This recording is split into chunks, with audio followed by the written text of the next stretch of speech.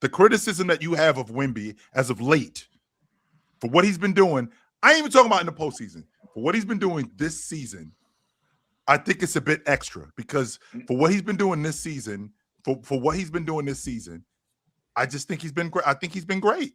He has been great. All I said he wasn't a top 15 offensive player.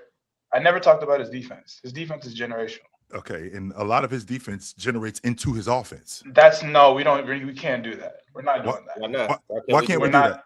No, it doesn't. No, there is twist. So great on defense that it makes him better on offense. Why can't we do that? But it doesn't.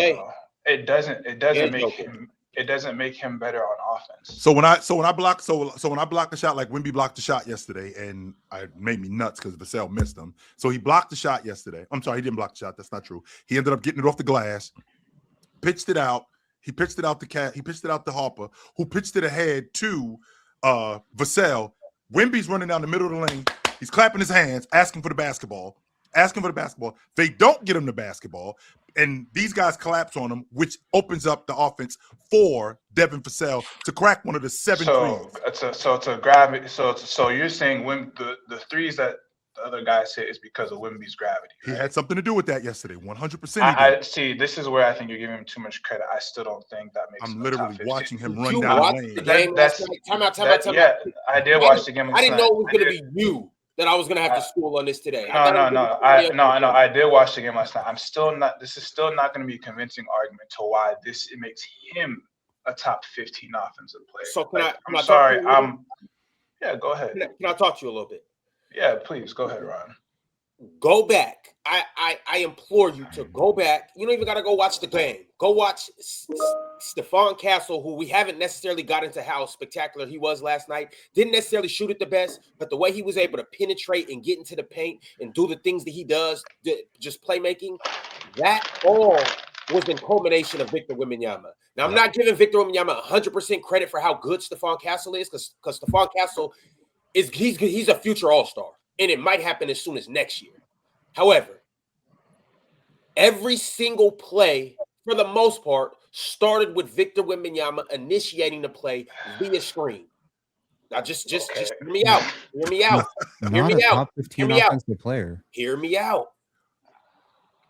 That screen that Victor Wembanyama set was so important for their offense because, once again, we will give Joker and Luka all of the. So we'll give Luka credit as the ball as the ball. You're talking to the wrong person. We'll give Luka or Joker too. You know how you feel about the basketball community. We'll give Luka credit coming off the pick and roll as a ball handler, but we won't give the person creating the advantage for the screen the credit. And I'm saying that. Hold on, check me out. Pretty good, bad, underrated, man. I keep trying to tell people. Football. Who's your favorite European player? Hall of Fame. Who's your favorite European player? No, who's your favorite European? Bina Udry. You're gonna lie, but it's Braun.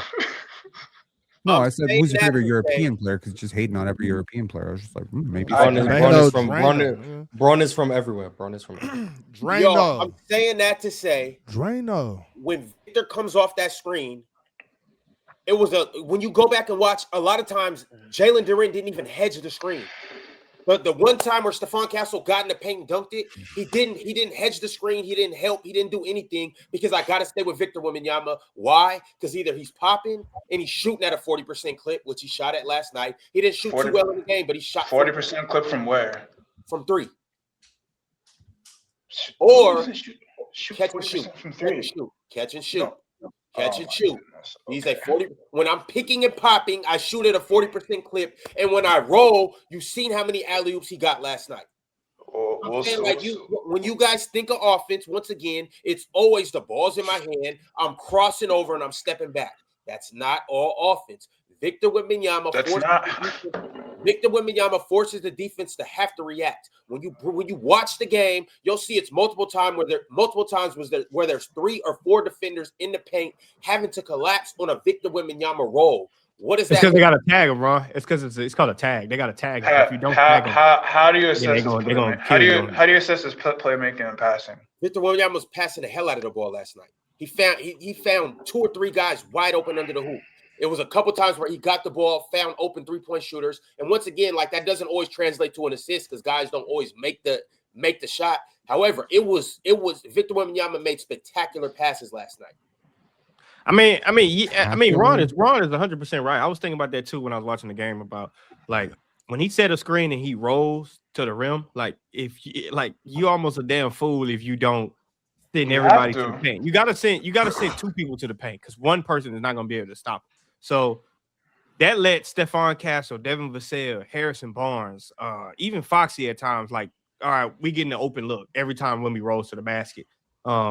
Depending on what the coverage is. Now, sometimes they stop him from rolling to the basket by just jamming him up top. But for the most part, they move that ball around. You can't stop him from rolling to the basket every time. So the gravity from him setting those screens, Ron is 100% right about that because you got to tag him. Sometimes you got to tag him with two a lot of times. And on that too, I'm glad he wasn't making all those shots. So last night we could see his offensive value without him making all those crazy ass shots in the mid ranges and the step backs. He wasn't even doing all that last night. His value. He can't do that because he can't do that consistently anyway. But anyway. Okay, I can say the same thing about Jalen Brunson when he shoots 5 for 25. When he has one of those games where he shoots 5 for 20, I can say the same thing. That's not the case. Victor Wembanyama, because if that was the case, then his percentages would be lower. But they're not. Once again, Victor Wembanyama is efficient on all levels. He's efficient in the mid-range. He's efficient at the three-point line. He's obviously efficient as hell around the rim. Offensive rebounds, tip dunks, alley-oops. I'm running the lanes and fast breaks. I make good reads. I get downhill. Like it is. At this point, I'm telling you, you guys are just trying to hate on Victor Wembanyama. No, I'm not. So he sounds like a top 5 offensive player. Sounds like a top 5 offensive player. All right. Okay. You think? Just keep watching. I started this conversation with he's not a top 15 offensive player, and then I thought about it. I can't think of 15 offensive players better than him. I can think about 12 for sure. But once it gets to 13, I don't think he's definitely murky. top 10. Yeah, I don't think he's top 10 at least. Yeah. So which offensive players are better than Wemby? Joker, Luka, Shea, Tyrese, Halliburton. Let's get the obvious. Let's get the obvious out the way. Wait. Because we just from the top. From the top. Number 1. Jokic. Okay. Shea, 2. Okay. Ant. Brunson. KD. I don't know about Ant. KD. Okay. You don't know about Ant? Ant as an offensive player over. No, I'm not. Y'all can miss me with the Ant. I'm telling you, y'all really. So Ant.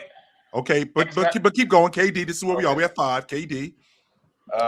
We said Luka, right? We said Brunson. I think. I got to tell you, if Anthony Edwards is a worse defensive player than Nikola Jokic and a worse offensive player than Victor Wembanyama, we are truly in strange times.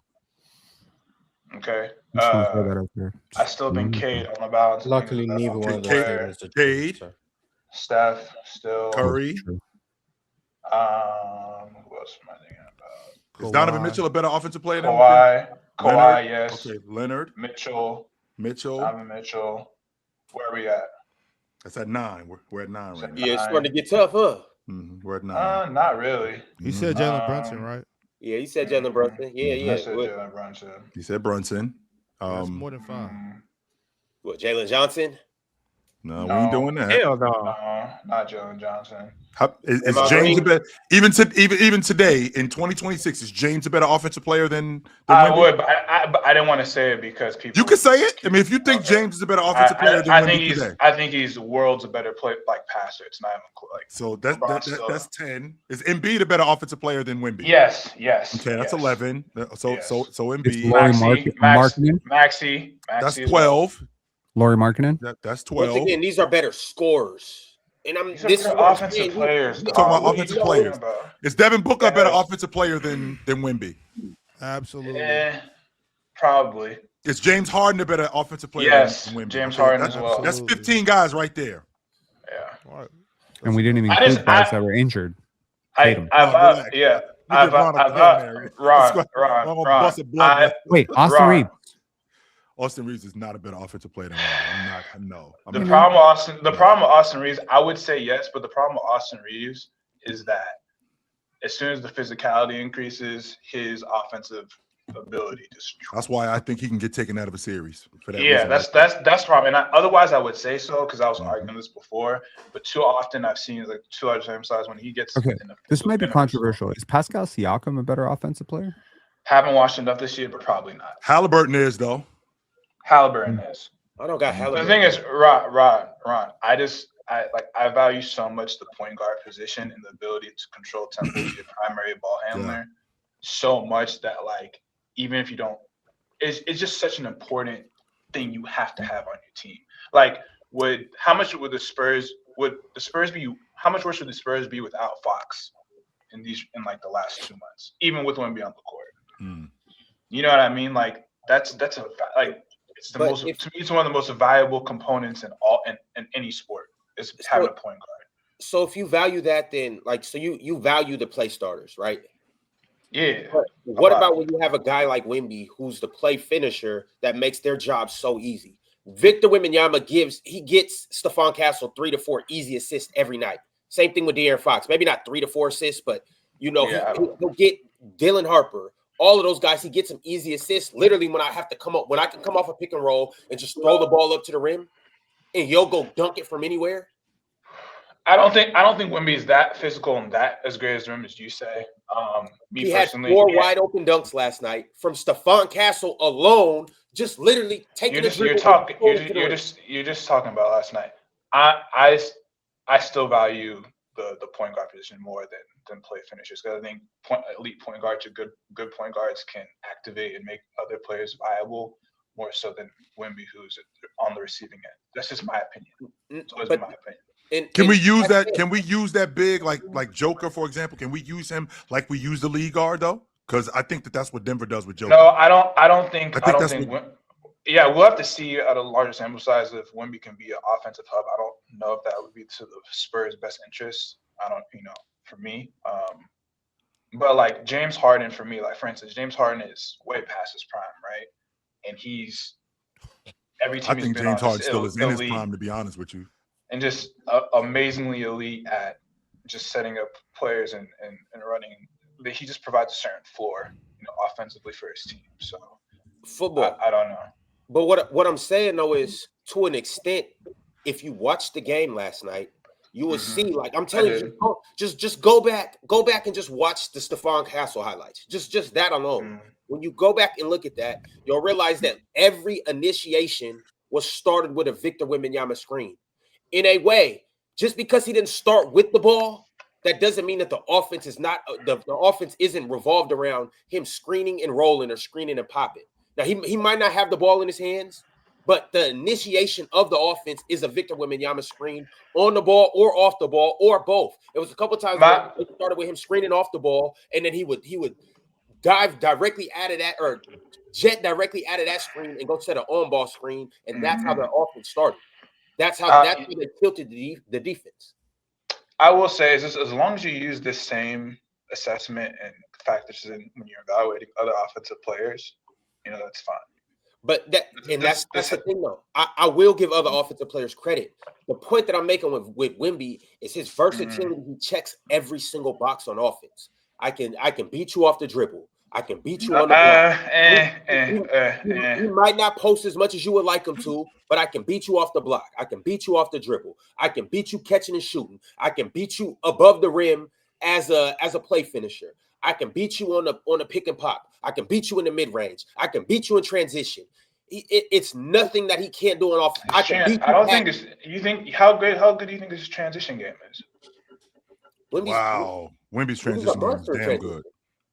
And a lot of the times too, it might not. Once again, Victor Wembanyama is so scary that you're sending your whole defense at him. So a lot of the times he can't even get off the way that he potentially could because the defense is collapsing on him. So when he's running down the paint, and this is something that you get taught in high school and AAU, you protect the paint first.